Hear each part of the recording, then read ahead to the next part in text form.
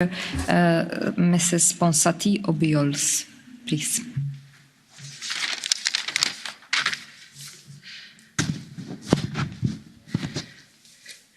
Thank you, Madam President.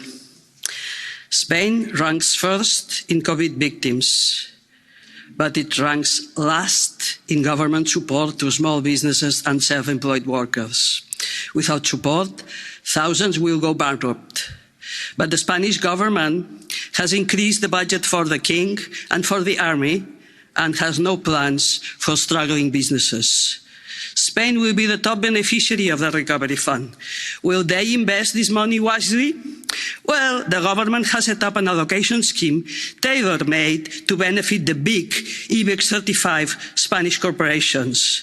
Spanish crony capitalism periodically threatens the stability of the Eurozone. A decade ago, taxpayers rescued banks that never paid back. And once again, now, the Spanish oligarchy is ready to take the money, the European taxpayers' money, and run.